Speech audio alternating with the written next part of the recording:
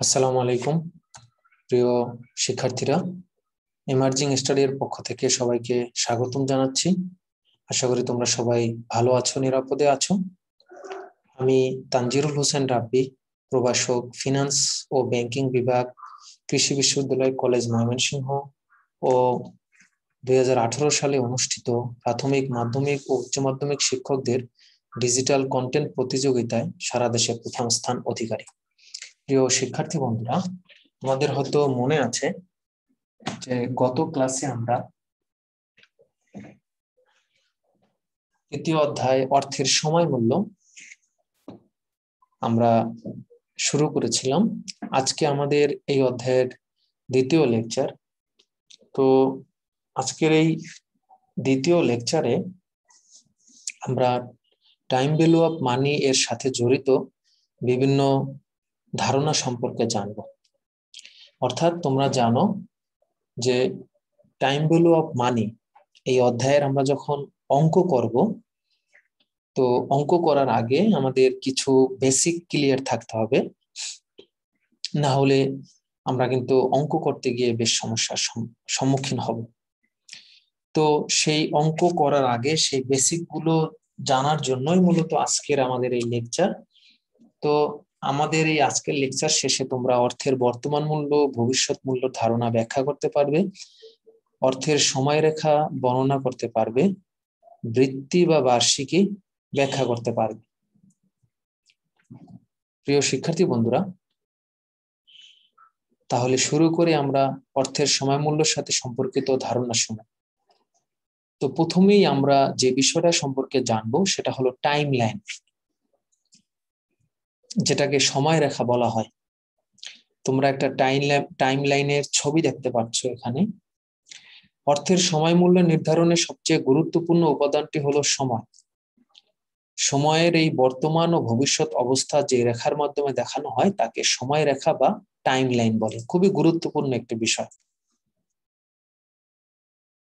তো এই টাইম লাইনটা আমাদের জন্য জানা খুবই দরকার। কেন দরকার শিক্ষার্থী বন্ধুরা? কারণ আমরা আমাদের এই অধ্যায়ে, অর্থাৎ তৃতীয় অধ্যায়ে অর্থের সময় মূল্য যে অধ্যায়টা আমাদের সামনে আছে, এই অধ্যায়ে আমরা অর্থের বর্তমান মূল্য এবং অর্থের ভবিষ্যৎ মূল্য নির্ণয় করা শিখব। এবং সামনে আমাদের যতগুলো অঙ্ক আসবে, গাণিতিক সমস্যা সমাধানের সাথে জড়িত যে উদ্দীপকগুলো বা যে ম্যাথগুলো আমাদের আসবে, সেগুলোই দেখা যাবে হয় বর্তমান মূল্য দেওয়া আছে, আমাদের ভবিষ্যৎ মূল্য নির্ণয় করতে হবে, অথবা ভবিষ্যৎ মূল্য দেওয়া থাকবে, আমাদের বর্তমান মূল্য নির্ণয় করতে হবে। তো এই জন্য আমাদের সময় রেখাটা জানা খুবই দরকার।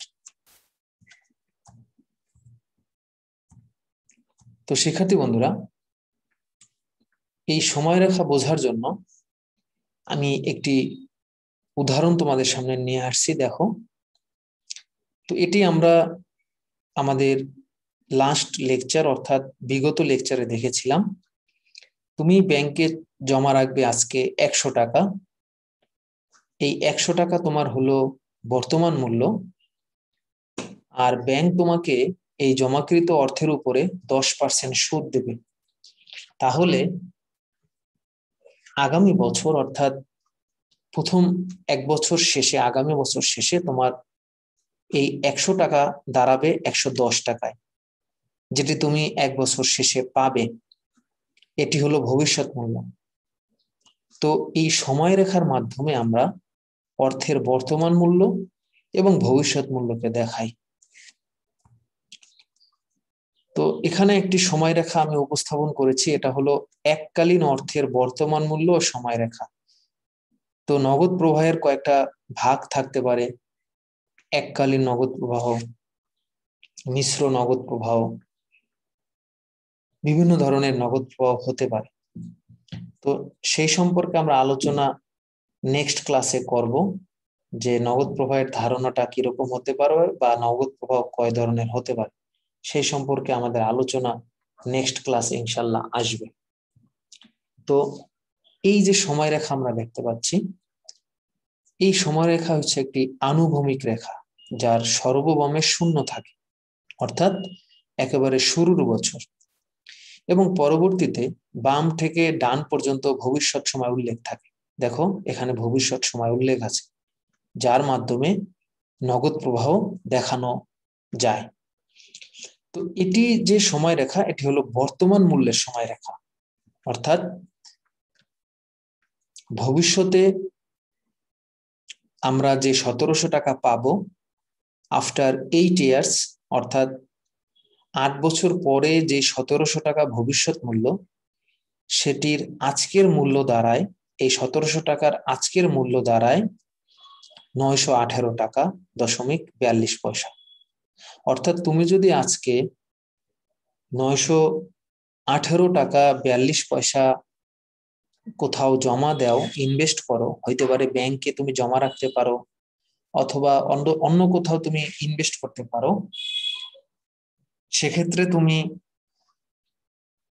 8 বছর পরে এখান থেকে 1700 টাকা পাবে। তো এটা হলো এককালীন নগদ প্রবাহের বর্তমান মূল্যের একটি সময়রেখা। তো এইভাবে ভবিষ্যৎ মূল্যের সময়রেখাও হতে পারে, যেমন তুমি আজকে 1000 টাকা ইনভেস্ট করলা, 5 বছর পর তুমি সেখান থেকে 1610 টাকা পাবে। এটা হলো এককালীন অর্থের ভবিষ্যৎ মূল্যের সময়রেখা। এভাবে এনিউইটিরও আমরা কিন্তু টাইমলাইনে এনিউইটিকেও প্রকাশ করতে পারি বা দেখাতে পারি। এনিউইটি মানে হলো যেখানে টাকাটা সমানভাবে পাবে। যেমন এখানে কিন্তু টাকাটা তুমি একবারে ইনভেস্ট করেছো, আবার 5 বছর পর একসাথে তুলে নিয়েছো। এর ভিতরে কিন্তু তুমি আর জমা দেওয়ার কোনো প্রশ্ন তোমার আসে নাই বা তুমি জমা দেওনি। কিন্তু এনুইটির ক্ষেত্রে বিষয়টা হয় বারবারে জমা দেওয়া বা টাকাটা কিন্তু সমান হয়। দেখো 700 টাকা 700 টাকা 700 700। তো এই এনুইটিকে আমরা এরকম টাইমলাইনে দেখাতে পারি। তো এখানে এনুইটির একটি ভবিষ্যৎ মূল্যের টাইমলাইন আমরা দেখাচ্ছি। তুমি প্রথম বছরের শুরুতে ব্যাংকে 1000 টাকা রেখেছো, দ্বিতীয় বছরের শুরুতেও তুমি ব্যাংকে 1000 টাকাই রেখেছো, তৃতীয় বছরও 1000, চতুর্থ বছরও 1000 এবং পঞ্চম বছরে 1000। এই যে টাকাটা তুমি রেখেছো, শিক্ষার্থী বন্ধুরা, এখানে প্রতি বছর টাকার পরিমাণ সমান, এটাকে বলা হয় এনুইটি। তো আমরা এটাকে সময়রেখার মাধ্যমে উপস্থাপন করলাম যে তুমি যে প্রথম বছর 1000 টাকা রেখেছো, সেই টাকাটা তুমি 5 বছর পর 1311 টাকায় পরিণত হবে। দ্বিতীয় বছরে যদি তুমি 1000 টাকা রেখেছো, সেটি 5 বছর পর 1215 টাকায় রূপান্তরিত হবে। তৃতীয় বছরে যে তুমি 1000 টাকা রেখেছো, সেটি 5 বছর পর 1145 টাকায় রূপান্তরিত হবে। চতুর্থ বছরের টাকাটি 5 বছর শেষে 1070 টাকা, এবং পঞ্চম বছরে তুমি যে টাকাটা রেখেছো, সেটি 5 বছর শেষে 1000 টাকায় পরিণত হবে। কারণ এই টাকাটা ব্যাংকে আর থাকার সুযোগ হলো না, তুমি যখনই টাকাটা রেখেছো 5 বছর শেষে তখনই টাকাটা উঠাইছো। যাই হোক, আমাদের 5 বছর শেষে সব মোট আমাদের ভবিষ্যৎ মূল্য দাঁড়ায় 5751 টাকা। তো এই যে আমরা সময়রেখার মাধ্যমে অর্থের বর্তমান মূল্য এবং ভবিষ্যৎ মূল্যগুলো দেখাইলাম, যে এই রেখার মাধ্যমে অর্থের বর্তমান মূল্য এবং অর্থের ভবিষ্যৎ মূল্য, এই দুইটা মূল্য দেখানো হয়, তাকে টাইমলাইন বলে। Timeline is just a straight line or line where is present value and future value of a certain investment is depicted or is shown, অর্থাৎ প্রদর্শিত হয়। শিক্ষার্থী বন্ধুরা, এখানে আমরা আরেকটি ক্যাশ ফ্লোর আরেকটি টাইমলাইন দেখতে পাচ্ছি। তো এটা হলো এনুইটির টাইমলাইন, সেটা তোমরা একটু আগেই দেখলা। তো এখানে দেখো একটি সুন্দর ক্যাশ ফ্লো আছে, যেখানে ক্যাশ ফ্লোটা এক এক বছরে এক এক রকম টাকা। দেখো প্রথম বছরে 1000, দ্বিতীয় বছরে 800, তৃতীয় বছরে 1100, পরের বছরে 700, পরের বছরে 1050। এই যে নগদ প্রবাহ, এটাকে বলা হয় মিশ্র বা অসমান নগদ প্রবাহ। আমরা ঠিক নেক্সট ক্লাসে অঙ্ক করার আগে এই নগদ প্রবাহগুলো নিয়ে তোমাদের সাথে আলোচনা করব। 3 ধরনের নগদ প্রবাহ হয়, একটা হয় এককালীন নগদ প্রবাহ, একটা হয় মিশ্র বা অসমান নগদ প্রবাহ, আর একটা হয় সমান বা বার্ষিক। এই যে এটা হলো বার্ষিকী, সমান, প্রতি বছর সমান 1000 করে। আর এখানে এক এক বছরে এক এক রকম টাকা। তো এই মিশ্র বা অসমান নগদ প্রবাহের ক্ষেত্রেও শিক্ষার্থী বন্ধুরা এটাও কিন্তু সময় রেখায় উপস্থাপন করা যায়, সেটা আমরা এখানে এই যে উপস্থাপন করে এখানে দেখাইছি। তো প্রথম বছরে তুমি যে 1000 টাকা রেখেছো সেটা 5 বছর পর দেখো, এই যে 5 বছর পর তোমার কত টাকায় দাঁড়াইলো, 1573 টাকা, যেটা ভবিষ্যৎ মূল্য। দ্বিতীয় বছরে তুমি যে টাকাটা রেখেছো 800 টাকা, সেটি 5 বছর পর 1123 টাকা 94 পয়সায় দাঁড়ালো। এরকম বর্তমান মূল্যগুলো দেখানো হয়েছে, একই সাথে ভবিষ্যৎ মূল্যগুলো দেখানো হয়েছে, এবং 5 বছর শেষে মোট ভবিষ্যৎ মূল্য 5911.সামথিং। এটা আমরা যেই রেখার মাধ্যমে দেখাইলাম, এই রেখাটাই হলো আমাদের অর্থের সময় রেখা। শিক্ষার্থী বন্ধুরা এখন আমরা দেখব অর্থের বর্তমান মূল্য কি। বর্তমান মূল্য মানে হলো present value, money today at your hand or money at today's value, অর্থাৎ বর্তমানের টাকাটা, যেই টাকাটা তোমার কাছে আছে, মানে আজকের টাকা, আজকের মূল্য। ভবিষ্যতে প্রাপ্য টাকার আজকের মূল্যকে বর্তমান মূল্য বলে। বর্তমান মূল্য হলো সুদের হারে বাট্টাকৃত ভবিষ্যৎ অর্থের চলতি মূল্য।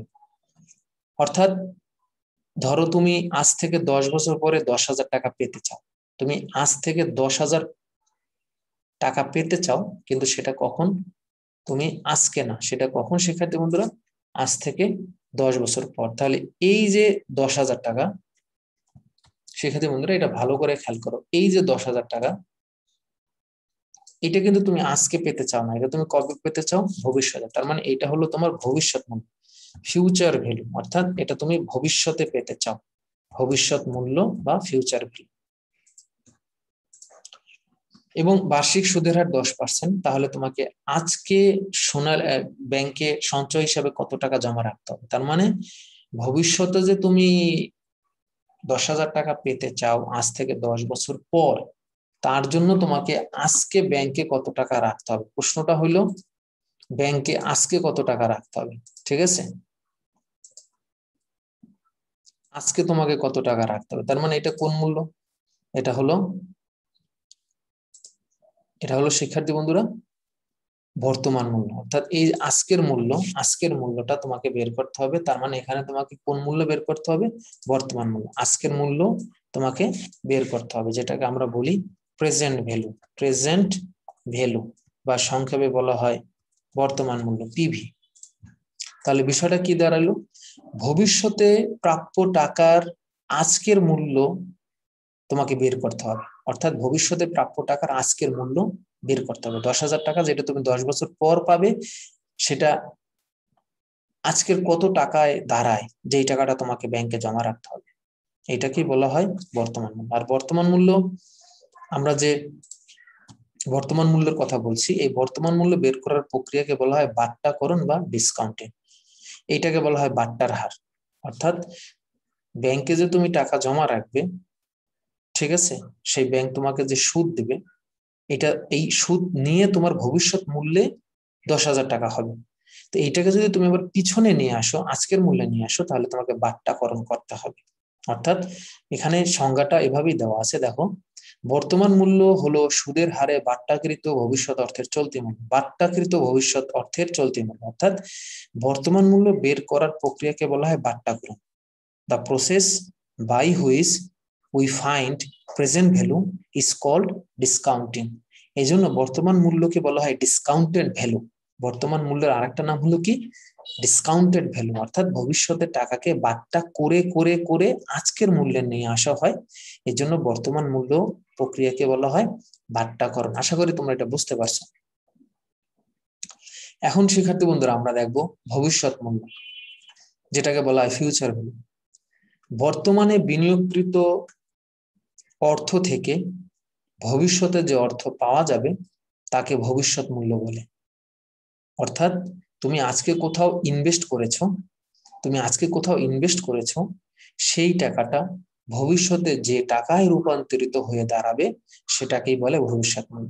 অর্থাৎ আজকে নির্ধারিত টাকা নির্দিষ্ট সুদের হারে কোথাও বিনিয়োগ করলে নির্দিষ্ট সময় পরে তা বৃদ্ধি পেয়ে বা বেড়ে যে পরিমাণ হবে তাকে ভবিষ্যৎ মূল্য বলে। যেমন আমরা একটা উদাহরণ দিই, ধরা যাক মিস্টার আসলাম আজকে একটি ব্যাংকে সঞ্চয় হিসাবে শতকরা 10% সুদের হারে 1000 টাকা জমা রেখেছে। তাহলে এই যে 1000 টাকা জমা রেখেছে, এই লাইনটা, এই যে 1000 টাকা সে আজকে জমা রাখলো, শিক্ষার্থী বন্ধুরা এই যে 1000 টাকা, এইটাকে বলা হয় কি প্রেজেন্ট ভ্যালু। এটা হলো কি প্রেজেন্ট ভ্যালু বা বর্তমান মূল্য। এটা হলো আমাদের প্রেজেন্ট, এটাকে আমরা বলবো কি শিক্ষার্থী বন্ধুরা প্রেজেন্ট ভ্যালু, প্রেজেন্ট ভ্যালু। অর্থাৎ এই টাকাটা তুমি আজকে ব্যাংকে জমা করেছো, এটা তোমার আজকের মূল্য, অর্থাৎ তুমি আজকে ব্যাংকে এটা জমা করেছো, রাইট? তো এইটা হলো তোমার প্রেজেন্ট ভ্যালু। এখন প্রশ্ন হলো 3 বছর শেষে সে কত টাকা ফেরত পাবে, তার মানে 3 বছর পরে কত টাকা পাবে, তার মানে এটা ভবিষ্যতে টাকা পাওয়ার কথা বলছে। এটাই হলো ফিউচার ভ্যালু, এটা হলো ফিউচার ভ্যালু। অর্থাৎ বিষয়টা কি দাঁড়ালো শিক্ষার্থী বন্ধুরা, তুমি আজকে যে 1000 টাকা জমা রেখেছো সেটাই 3 বছর পর গিয়ে যত টাকায় দাঁড়াবে সেটাই হলো ফিউচার ভ্যালু বা এফভি বা বর্তমান মূল্য থেকে আমরা এখন কি বের করব, ভবিষ্যৎ মূল্য, রাইট? সেটাকে আমরা বলবো এফভি বা ভবিষ্যৎ মূল্য। অর্থাৎ আজকের বিনিয়োগকৃত অর্থ ভবিষ্যৎ অর্থ থেকে ভবিষ্যতে যে অর্থ পাওয়া যাবে তাকে আমরা বলবো ভবিষ্যৎ মূল্য। অর্থাৎ আজকে তুমি যে ইনভেস্ট করছো নির্ধারিত সুদের হারে, সেটা বৃদ্ধি পেয়ে 3 বছর পর যে টাকায় দাঁড়াবে সেটাই হলো ভবিষ্যৎ মূল্য। আরেকটি উদাহরণ আছে, দেখো জনাব হাবিব আজ থেকে 5 বছর পর 50,000 টাকা দিয়ে একটি কম্পিউটার ক্রয় করতে চান। সুদের হার 15% হলে বর্তমানে কত টাকা ব্যাংকে জমা রাখতে হবে ইত্যাদি অর্থের ভবিষ্যৎ মূল্য উদাহরণ। এখন দেখো এখানে শিক্ষার্থী বন্ধুরা 5 বছর পর যে সে কম্পিউটার ক্রয় করতে চান, এই যে 5 বছর পরের 50,000 টাকা, এটা হলো তার ভবিষ্যৎ মূল্য। ঠিক আছে, তাহলে আশা করি ভবিষ্যৎ মূল্য কি সেটা সম্পর্কে তোমরা বুঝতে পারছো।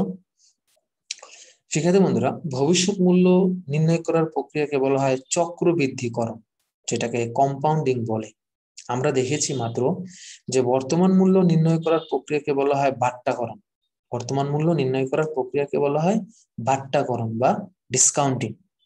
আর ভবিষ্যৎ মূল্য নির্ণয় করার প্রক্রিয়াকে বলা হয় চক্রবৃদ্ধিকরণ বা compounding, the process by which we find future value is called compounding বা চক্রবৃদ্ধিকরণ। তার মানে এই ভবিষ্যৎ মূল্যের আরেকটা নাম হলো চক্রবৃদ্ধি মূল্য, অর্থাৎ চক্রবৃদ্ধি সুদের হারে বৃদ্ধি পেয়ে ভবিষ্যতে আমরা যে টাকাটা পাই সেটা হলো চক্রবৃদ্ধি মূল্য, মানে ভবিষ্যৎ মূল্য। তার মানে শিক্ষার্থী বন্ধুরা এখানে একটা পার্থক্য এসেই যায় যে কম্পাউন্ডিং আর ডিসকাউন্টিং, অর্থাৎ বর্তমান মূল্য এবং ভবিষ্যৎ মূল্যের পার্থক্য। তো বর্তমান মূল্য কি করে, বর্তমান মূল্য কম্পাউন্ডিং করে ভবিষ্যৎ মূল্য বের করে, আর ভবিষ্যৎ মূল্য ডিসকাউন্টিং করে আবার বর্তমান মূল্যে চলে আসে। চক্রটা দেখো, বর্তমান মূল্য চক্রবৃদ্ধিকরণ হয়ে ভবিষ্যৎ মূল্যে যায়, আর ভবিষ্যৎ মূল্য বাট্টাকরণ হয়ে বর্তমান মূল্যে চলে আসে। তার মানে দুইটা অবশ্যই বিপরীত ধারণা। তো এই যে ভবিষ্যৎ মূল্য এবং বর্তমান মূল্যের যে পার্থক্য, সেটা কারণ সুদ, সেটার কারণ হলো সুদের হার। এটা যদি বাট্টার হার বলতে পারি, এটাকে আমরা বলতে পারি চক্রবৃদ্ধি হার, অর্থাৎ এটার নাম হলো সুদের হার। এই সুদের হারের কারণে, অর্থাৎ যেই বাট্টার হারটা বা যে চক্রবৃদ্ধি হারটা, সুদের হারের কারণে বর্তমান ও ভবিষ্যৎ সময়ের মধ্যে অর্থের মূল্যের পার্থক্য ঘটে।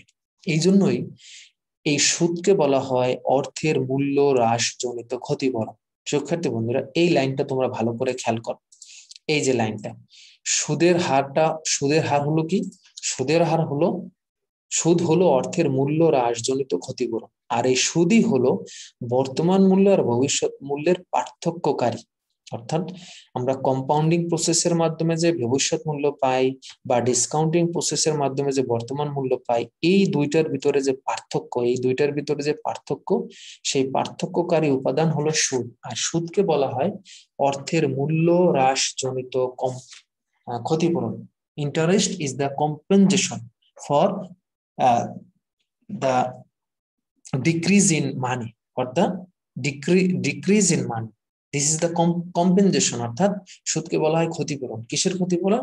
অর্থের মূল্য হ্রাসজনিত। কেন? এটার ব্যাখ্যা আমি তোমাকে দিচ্ছি, তোমরা তাহলে বুঝতে পারবে। দেখো, আমরা যে ভবিষ্যৎ মূল্য বের করি, ভবিষ্যৎ মূল্যটা কি?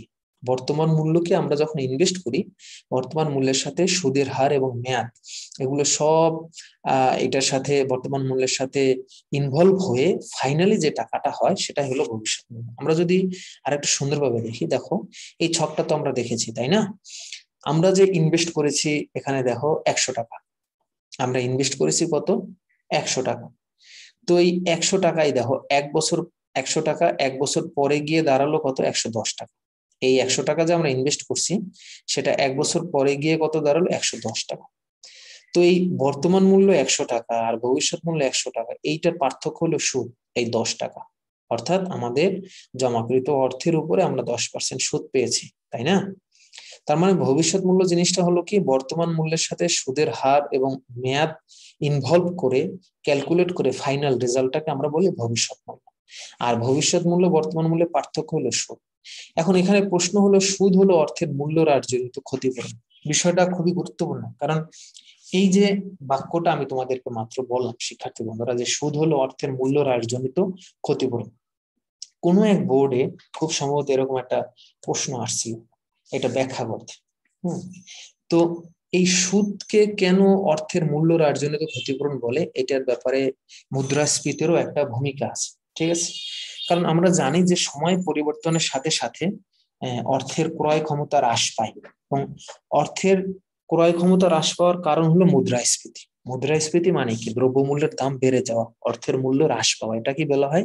মুদ্রাস্ফীতি। যেমন আজকের 100 টাকা দিয়ে, এই যে আজকে তোমার কাছে যে 100 টাকা আছে, এই 100 টাকা দিয়ে তুমি যেই পরিমাণ পণ্য দ্রব্য বা সেবা কিনতে পারবে, ভোগ করতে পারবে, ভবিষ্যতে কিনতে গেলে কিন্তু তুমি সেই 100 টাকা দিয়ে সেইটা কিনতে পারবে না, হয়তো সেটা কিনতে তোমার আরো বেশি টাকা লাগবে। এই জন্যই তোমাকে কি করা হচ্ছে, তোমাকে সুদের পাওয়ার একটা ব্যবস্থা করা হচ্ছে, বা এক্সট্রা একটা গেইন পাওয়ার ব্যবস্থা করা হচ্ছে। কোন প্রকল্পে বিনিয়োগকৃত মূলধন যাতে বর্তমান ভোগের চেয়ে ভবিষ্যৎ ভোগের পরিমাণ বেশি হয়, এই জন্য সুদের ব্যবস্থা করা হয়। আর অর্থায়নের দৃষ্টিকোণ থেকে সুদের এই ব্যবস্থাকে অর্থের মূল্য হ্রাসজনিত ক্ষতিপূরণ বলা হয়। অর্থাৎ তোমার বর্তমানের যেই টাকাটা, এটার মূল্য, এইটা দিয়ে তুমি যে জিনিসটা কিনতে পারবে, ভবিষ্যতে কিনতে গেলে তো তুমি এই টাকা দিয়ে কিনতে পারবে না, তাই এটার সাথে এমন একটি সার্টেন অ্যামাউন্ট যোগ করে দেওয়া, যার কারণে তুমি ভবিষ্যতে যাতে ওই টাকা দিয়ে ওই সেম জিনিসটা কিনতে পারো। যেমন 100 টাকা দিয়ে তুমি আজকে যে জিনিসটা কিনতে পারবে, 1 বছর পর সেটা কিনতে 110 টাকা লাগবে। তার মানে এই 10 টাকা হলো তোমাকে কি, তুমি ব্যাংকে রেখে 10 টাকা এক্সট্রা তুমি সুদ পেতে পারো। এই যে মূল্য হ্রাস হলো কেন? মুদ্রাস্ফীতির কারণে অর্থের যে মূল্য হ্রাস হচ্ছে, সেই ক্ষতিপূরণটা কে করে দিচ্ছে? সুদ। এইটা এজন্য এই লাইনটা বলা হয় সুদ হলো অর্থের মূল্য হ্রাসজনিত ক্ষতিপূরণ। তো শিক্ষার্থী বন্ধুরা, সুদ নিয়ে যখন কথা হচ্ছে, তখন আমাদের সামনে কয়েকটা সুদের ক্রাইটেরিয়া বা কয়েক ধরনের সুদের কথা চলে আসে। তো এই সুদকে শিক্ষার্থী বন্ধুরা কয়েকটা ভাগে ভাগ করা যায়। একটা হলো সরল সুদ, আর একটা হলো চক্রবৃদ্ধি সুদ। তো এই বিষয়ে তোমরা নেক্সটে আমরা যখন আলোচনা করব, আমাদের টপিক আছে এগুলোর আমরা ব্যাপক আলোচনা তখন করব। তো আজকে জাস্ট আমরা একটু এই ধারণাটা নিয়ে নেই। সরল সুদ মানে হলো যখন শুধু আসল টাকার উপর সুদ প্রদান করা হয়, তাকে সরল সুদ বলে। আসল টাকার উপরে সুদ প্রদান করা হয়, হ্যাঁ। এবং এই যে সূত্রটা আমার ধারণা তোমরা এর আগেও ছোটবেলায় দেখে আসছো। তোমাদের খুব সম্ভবত ক্লাস 7-8 সরল সুদ কষার অঙ্ক ছিল, সেখানে তোমরা এই সুদটা দেখে আসছো। সিম্পল ইন্টারেস্ট, পিএনআর, তোমরা হয়তো সেখানে দেখেছো পিএনআর নামে হয়তো দেখেছো আমার ধারণা। আর এখানে হলো পিন। তোমরা ছোটবেলায় যে সরল সুদ কষার অঙ্ক করতা, লাভ ক্ষতি, সরল সুদ কষা, পাটিগণিতের অঙ্ক তোমরা একটু মনে করে দেখো, ওখানে তোমরা এই সুদ, সরল সুদ করে আসছো PNR। এখানে পি হলো আসল টাকা, এন হলো নাম্বার অফ ইয়ার্স মানে মেয়াদ বা বছর বা সময়, আর আর মানে হলো রেট, ইন্টারেস্ট রেট।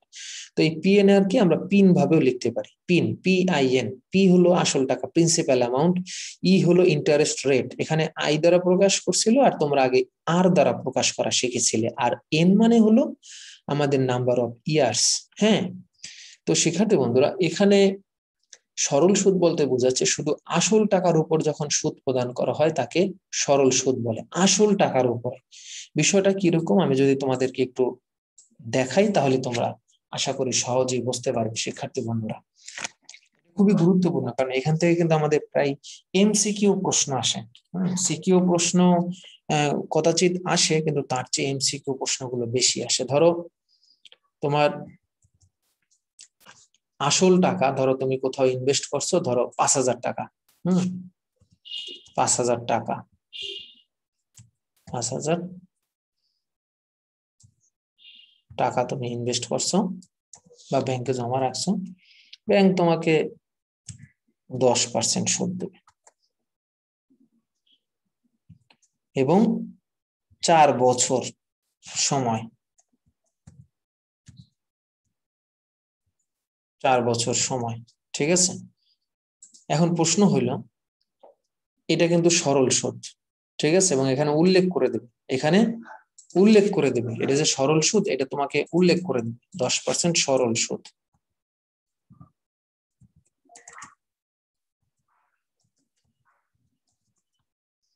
সরল সুদ এটা তোমাকে উল্লেখ করে দেবে। হ্যাঁ, 10% সরল সুদ এটা তোমাকে উল্লেখ করা থাকবে। এখন প্রশ্ন হইল, আমরা এই এখানে আমাদের সুদ কত? এখানে আমাদের সুদ কত? তাহলে আমরা এটা কিভাবে বের করব? 5,000-কে 10% দিয়ে গুণ দেব এবং আমরা সময়কে গুণ দেব, ঠিক আছে। অর্থাৎ আমরা যদি ক্যালকুলেটরে করি তাহলে বিষয়টা এরকম দাঁড়াবে,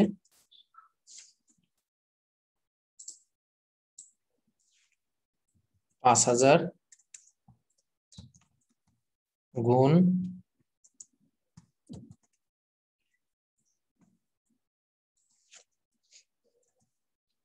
10%-কে আমরা লিখতে পারি 0.10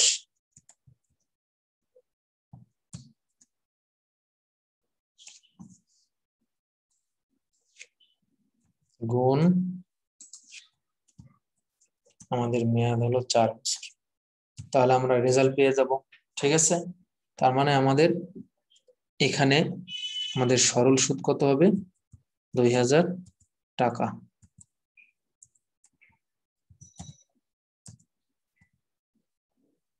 তাহলে আশা করি তোমরা এটা বুঝতে পারছো শিক্ষার্থী বন্ধুরা, এটা আমরা কিভাবে বের করলাম। আমরা সেই PIN এই সূত্রের মাধ্যমে আমরা এটা ব্যবহার করে এটা আমরা বের করছি। খুবই সিম্পল, কঠিন কিছু না।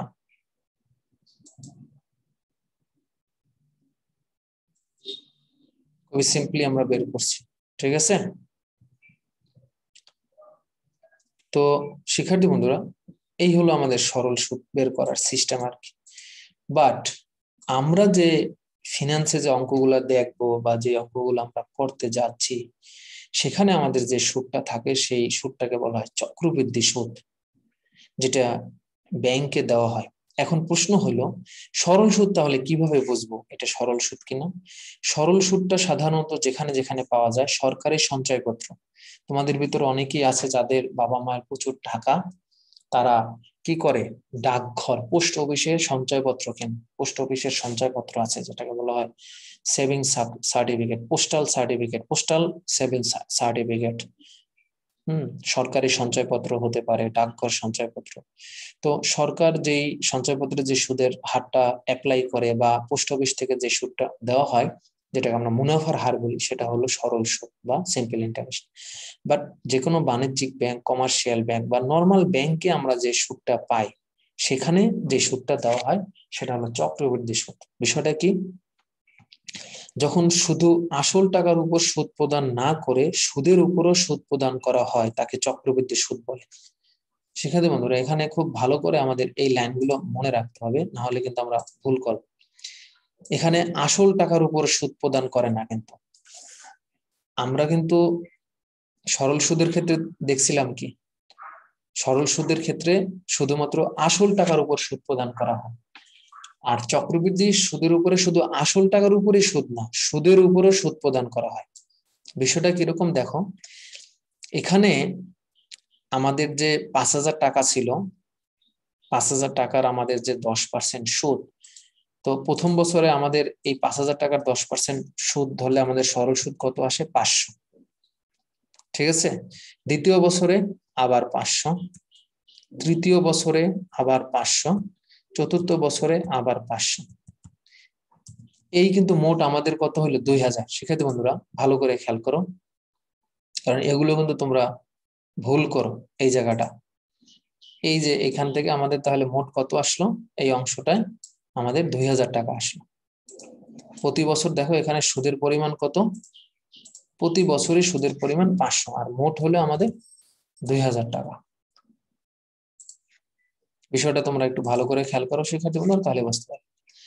তো এখানে 5,000 টাকা যেটা আছে সেটার উপরে আমাদের সরল সুদ ধার্য হয়েছে 10%।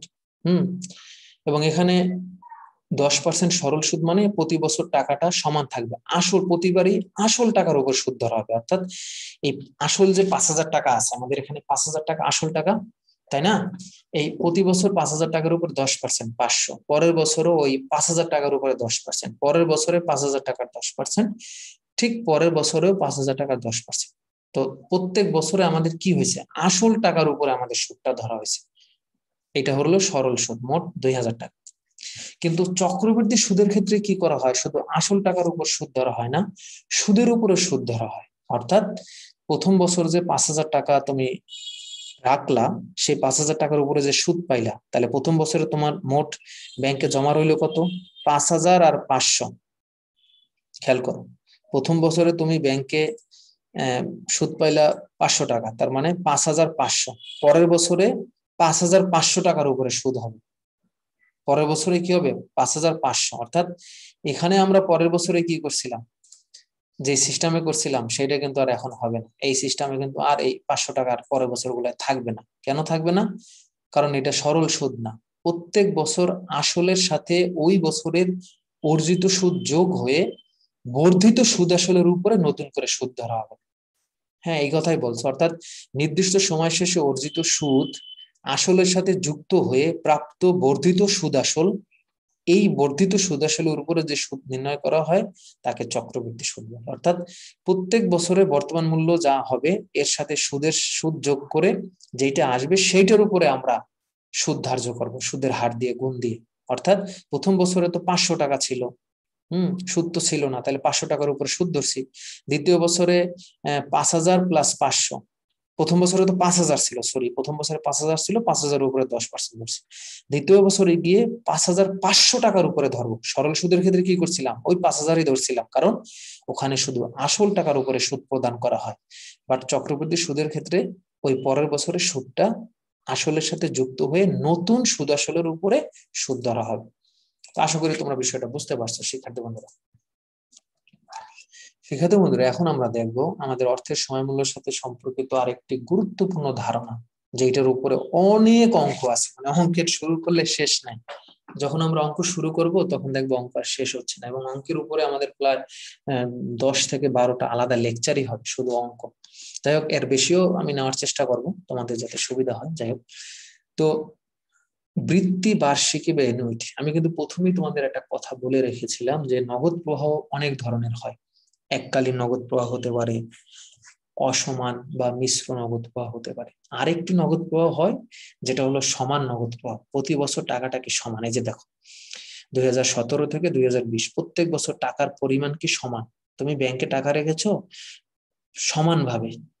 হুম যারা ডিপিএস করে, ডিপিএস এর নাম তোমরা শুনেছো তোমার আত্মীয়দের ভিতরে, বা বাবা মায়ের নামে ডিপিএস আছে, এই ডিপিএস এর টাকাটা হলো কি সমান টাকা প্রত্যেক বছর। বা অনেকে আছে কিস্তিতে লোন নেয়, তার মানে প্রতি বছর কিস্তিতে সমান পরিশোধ করতে হবে, এটা হলো কিস্তি। সমান টাকাকে বলা হয় কি কিস্তি। যাই হোক, এই বৃত্তি, বার্ষিকী বা এনুইটি একটি নির্দিষ্ট সময়ের জন্য সমপরিমাণ নগদ প্রবাহের, অর্থাৎ নগদ টাকা আসতেও পারে, নগদ টাকা চলেও যেতে পারে, সমান নগদ প্রবাহ, অর্থাৎ আন্তঃপ্রবাহ হোক বা বহিঃপ্রবাহ, এটা কি হবে সমান, এটাকে বলা হয় বার্ষিকী।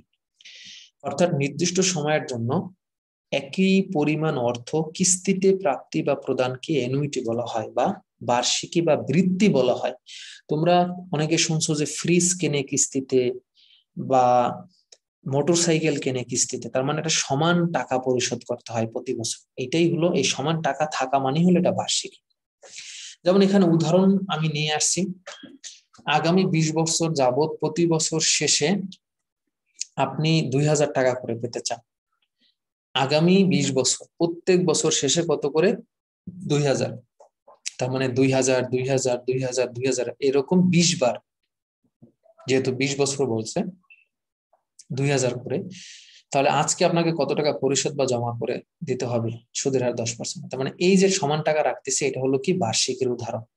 আর একটা উদাহরণ আছে, দেখো, আপনার বেতন হতে প্রতি বছর শেষে যদি 5000 টাকা কোনো ব্যাংকে জমা করা হয়, তাহলে 10 বছর শেষে আপনি কত টাকা পাবেন। তার মানে প্রতি বছরই, দেখো, প্রত্যেক বছরের শেষেই কত করে 5000 টাকা করে। তার মানে 5000 5000 5000 এরকম 10 বছর তোমার বেতন থেকে ব্যাংকে জমা হবে, টাকাটা সমান। তার মানে এটা হলো বার্ষিকী। তো উপরোক্ত আলোচনা হতে আমরা বার্ষিকী এনুইটির মূল দুটি বৈশিষ্ট্য পেয়েছি। সমপরিমাণ নগদ অর্থের প্রাপ্তি বা প্রদান, অর্থাৎ এখানে তোমার টাকার পরিমাণটা কি হবে সমান, টাকা হয় তুমি পাও অথবা টাকা তুমি দাও, but this amount of money, this cash flow should be even, should be equal. Even হবে, সমান হবে, ইকুয়াল হবে, ঠিক আছে, সমান হবে, এবং সময়ের ব্যবধানটাও একই হওয়া বা সমান হবে, হয়তো 1 বছর পর পর। যেমন এখানে দেখো 2017 2018 2019 2020, এই যে দেখো এখানে কি সমান হয়েছে না, প্রতি বছর 1 বছর পর পর। এটা কিন্তু 2 বছর পর পর হতে পারতো, 2017 2019 2021 2023, হ্যাঁ, হতে পারতো 5 বছর পর পর, 2017 2022 2027 2032। তার মানে তোমার ব্যবধানটা সমান ব্যবধানে হবে এবং টাকাটাও সমান হবে। এই দুইটা বৈশিষ্ট্য যদি থাকে তখন তাকে আমরা বার্ষিকী বা বৃত্তি বলবো। এই বার্ষিকী বা বৃত্তি, যেটার আর একটা নাম হলো কনজিউমার লোন। এই যে আমি তোমাদেরকে একটু আগে বলেছি, অনেকে কিস্তিতে টিভি কেনে, কিস্তিতে ফ্রিজ কেনে, এসি কেনে, মোটরসাইকেল কেনে, এটাকে বলা হয় ভোক্তা ঋণ। এটাকে বলা হয় কি ভোক্তা ঋণ। এই যে দেখো ভোক্তা ঋণের একটা উদাহরণ, অনেকে গাড়ি কেনে কিস্তিতে, অনেকে বাড়ি কেনে, ঠিক আছে। এগুলো যদি কোনো ব্যাংক বা অন্য কোনো আর্থিক প্রতিষ্ঠান হতে ভোগ্যপণ্য যেমন টিভি, ফ্রিজ, ল্যাপটপ, কম্পিউটার, ব্যক্তিগত গাড়ি বা স্বর্ণালংকার ইত্যাদি ক্রয় করার জন্য ঋণ নেওয়া হয়, তাকে ভোক্তা ঋণ বলে। সাধারণত এ ধরনের পলিসিতে বড় অঙ্কের অর্থ ঋণ হিসাবে গ্রহণ করা হয় এবং ভবিষ্যতে একটি নির্দিষ্ট সময় অন্তর অন্তর সমপরিমাণ অর্থ কিস্তিতে নিয়মিতভাবে একটি নির্দিষ্ট সময়ের মধ্যে পরিশোধ করা হয়ে থাকে। নির্দিষ্ট সময় অন্তর অন্তর সমপরিমাণ। শিক্ষার্থী বন্ধুরা, এখানে দুইটি শব্দই আমাদেরকে বলে দিচ্ছে যে এটা বার্ষিক। একটা হলো কি একটি নির্দিষ্ট সময় অন্তর অন্তর, এবং টাকাটা হবে কি সমপরিমাণ অর্থ কিস্তি। তার মানে বার্ষিকী হওয়ার জন্য আমাদের যে দুইটা সূত্র, নির্দিষ্ট সময় অন্তর অন্তর, বছরের ব্যবধান বা সময়ের ব্যবধান সমান হবে এবং টাকার পরিমাণটা সমান হবে, তাহলে আমরা তাকে কি বলবো বার্ষিকী বা কিস্তি। তো এই বার্ষিকীকে সাধারণত দুই ভাগে ভাগ করা যায়, একটা হলো সাধারণ বার্ষিকী আর একটা হলো বকেয়া বা অগ্রিম বা প্রদেয় বার্ষিকী। এছাড়া আরো একটা বার্ষিকী দেখা যায় যাকে আমরা বলি চিরস্থায়ী বার্ষিকী। যাই হোক, এগুলোর উপরে প্রত্যেকটার উপরে আলাদা আলাদা অঙ্ক আছে। সাধারণ বার্ষিকী মানে হলো সমপরিমাণ নগদ অর্থ প্রতিটি নির্দিষ্ট সময়ের শেষে শেষে প্রাপ্তি বোঝায়। সাধারণ বার্ষিকী আমরা কিভাবে বুঝবো, এখানে টাকাটা সমান হবে, বছরটাও সমান হবে, বাট এখানে প্রাপ্তি বা প্রদানটা কখন হবে শেষে, প্রাপ্তি বা প্রদানটা কখন হবে শেষে। এই শেষে যদি হয় তখন সেটাকে আমরা সাধারণ বার্ষিকী বলবো। অন্যদিকে বকেয়া, অগ্রিম বা প্রদেয় বার্ষিকী মানে হলো সমপরিমাণ নগদ অর্থ প্রতিটি নির্দিষ্ট সময়ের শুরুতে, এখানে কি হবে শুরুতে, ঠিক আছে। তুমি টাকা হইতে পারে তুমি টাকাটা পাইছো, হ্যাঁ, হইতে পারে টাকাটা তুমি পাইছো বা টাকাটা তুমি প্রদান করছো, পাইলে সেটাকে আমরা বলি নগদ আন্তঃপ্রবাহ ক্যাশ ইনফ্লো, আর প্রদান করলে সেটাকে আমরা বলি ক্যাশ আউটফ্লো বা বহিঃপ্রবাহ। যাই হোক, বকেয়া বার্ষিকীর ক্ষেত্রে এটা কি হবে? শুরু। শুরু মানে বকেয়া বার্ষিকী, আর শেষ মানে সাধারণ বার্ষিকী। আরেকটা বার্ষিকী আছে চিরস্থায়ী বার্ষিকী, যেসব বৃত্তির নির্দিষ্ট মেয়াদ থাকে না, মানে অসীম সময়ের জন্য হয়, সেই বার্ষিকী গুলোকে আমরা বলি চিরস্থায়ী বার্ষিকী। এটা খুব কম আসে, এই ধরনের বার্ষিকী সাধারণত দেখা যায় না। শিক্ষার্থী বন্ধুরা, আমরা আজকের ক্লাসের শেষের দিকে আছি। আমরা সুদের হার দেখবো। নামিক সুদের হার মানে হলো স্বাভাবিক সুদের হার। ঋণের দাতা ও গ্রহীতার মধ্যে চুক্তিবদ্ধ বার্ষিক সুদের হারকে নামিক সুদের হার বলে। অর্থাৎ ব্যাংক তোমাকে বললো আমাদের এখান থেকে লোন নিলে আপনাকে 5% সুদ দিতে হবে, এটাকে নামিক সুদের হার বলে। কার্যকরী বা প্রকৃত সুদের হার, যেটাকে বলা হয় এফেক্টিভ ইন্টারেস্ট রেট, এবং এটার উপরে অনেক অঙ্ক আছে যেগুলো পরীক্ষায় আসে। আমরা আলাদা একটা আমাদের লেকচারই আছে এটার উপরে। ঋণ গ্রহীতা প্রকৃতপক্ষে যে হারে সুদ প্রদান করে তাকে কার্যকরী সুদের হার বা প্রকৃত সুদের হার বলে। EIR, এফেক্টিভ ইন্টারেস্ট রেট, এর সাথে কি জড়িত? চক্রবৃদ্ধিকরণ। অর্থাৎ স্বাভাবিক সুদের হার একটা নির্দিষ্ট সময়ের জন্য, হয়তো একটা বছর শেষে, বাট কার্যকরী সুদের হার হতে পারে 3 মাস পর পর, হতে পারে এমনকি 6 মাস পর পর, 2 মাস পর পর। হ্যাঁ, অর্থাৎ নির্দিষ্ট একটা চক্রবৃদ্ধিকরণ জড়িত, এটাকে বলা হয় কার্যকরী সুদের হার। ঋণ পরিশোধ সূচি, তুমি যে ঋণ নিয়েছো কিস্তিতে, সেই ঋণ পরিশোধের তালিকা তুমি যে দেখাবা, যেখানে কিস্তিতে তুমি ঋণের সুদও পরিশোধ করবা, আসলও পরিশোধ করবা। অর্থাৎ প্রত্যেকটা কিস্তিতে তোমাকে আসলও পরিশোধ করতে হবে এবং একই সাথে তোমাকে সুদও পরিশোধ করতে হবে। প্রত্যেক কিস্তিতে আসলও পরিশোধ করতে হবে, সুদও পরিশোধ করতে হবে, এটাকে বলা হয় ঋণ পরিশোধ সূচি। এটারও আমাদের পরীক্ষায় অঙ্ক আসে, আমরা করব। এরপর আমাদের দুইটা বিধি আছে, দেখো, একটা হলো বিধি 72 আর একটা হলো বিধি 69। এই দুটো বিধি কি? এই দুটো বিধি হলো, যখন ফিনান্সের সূত্রগুলো আবিষ্কৃত হয় নাই, বা ফিনান্সের এই সফিস্টিকেটেড রুল, বর্তমান মূল্য ভবিষ্যৎ মূল্য, আমরা সামনের ক্লাস থেকে সেই অঙ্কগুলো করব। তো এই রুলগুলো আবিষ্কার হওয়ার আগেই যারা ব্যাংকে টাকা রাখতো তাদের মনে একটা প্রশ্ন আসতো যে আমরা কত বছরে আমাদের জমা দেওয়া টাকা দ্বিগুণ হবে, বা ব্যাংক আমাদের কত সুদ দিলে বা সুদের হার কত হলে আমাদের জমা দেওয়া টাকার দ্বিগুণ হবে। তো এইটা জানার জন্য তারা ম্যানেজারকে প্রশ্ন করতো। তো তখন তো এই সূত্রগুলো আবিষ্কৃত হয় নাই, তো তখন ম্যানেজার চটপট এই ট্রাডিশনাল সিস্টেম বা এই গতানুগতিক সিস্টেমে কাছাকাছি একটা উত্তর বলতো যে আপনার এত সুদের হারে আপনার টাকা ডাবল হবে, অথবা এত সময় পর, এত বছর পর আপনার টাকাটা ডাবল হবে। সেটাকেই বলা হয় রুল 72, রুল 69। এগুলোর উপরে অঙ্ক আছে, এগুলো সাধারণত এমসিকিউতে আসে। এগুলো আমরা ইনশাল্লাহ আলাদা আমাদের চ্যাপ্টার লেকচার আছে, সেগুলো দেখবো। বিধি 72, এটা হলো বার্ষিক চক্রবৃদ্ধিকরণের ক্ষেত্রে প্রয়োগ হয়। বিধি 72টা হয় বার্ষিক চক্রবৃদ্ধিকরণের ক্ষেত্রে প্রয়োগ হয়, আর বিধি 69টা প্রয়োগ হয় অর্ধবার্ষিক চক্রবৃদ্ধিকরণের ক্ষেত্রে। বার্ষিক চক্রবৃদ্ধিকরণের ক্ষেত্রে যে কোনো পরিমাণ বিনিয়োগকৃত অর্থ কত বছরে বা কত সুদের হারে দ্বিগুণ হবে তা জানার কৌশলকে বলা হয় বিধি 72। আর বিধি 69টা হলো অর্ধবার্ষিক চক্রবৃদ্ধিকরণের ক্ষেত্রে যে কোনো পরিমাণ বিনিয়োগকৃত অর্থ কত বছরে বা কত সুদের হারে দ্বিগুণ হবে তা নির্ণয়ের কৌশল। তাহলে 72 বিধিটা হলো বার্ষিক চক্রবৃদ্ধিকরণের ক্ষেত্রে তোমার টাকাটা মানে কিভাবে ডাবল হবে, কত সুদের হারে বা কত সময়ে। আর 69 বিধিটা হলো অর্ধবার্ষিক চক্রবৃদ্ধিকরণের ক্ষেত্রে প্রয়োগ হয়, অর্থাৎ 6 মাস পর পর যে টাকাটা রাখা হয় সেক্ষেত্রে সেমি অ্যানুয়ালি, অর্ধবার্ষিক, ষান্মাসিক, একই নাম। তো এক্ষেত্রে কত সুদের হার বা কত বছরে তোমার এই কত সময় পরে তোমার টাকাটা ডাবল হবে সেটা জানার কৌশলকে বলা হয় বিধি 69। এই দুইটা হলো বিধি।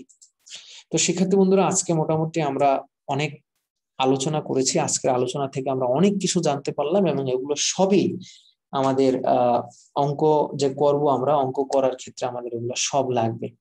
তো আশা করি তোমরা আজকের ক্লাসটা ভালো করে মনোযোগ দিয়ে করেছো, এবং সেই অঙ্কের যখন আমরা নেক্সট লেকচার থেকে অঙ্ক করানো শুরু করব তোমরা সেগুলো বুঝতে সমর্থ হবে।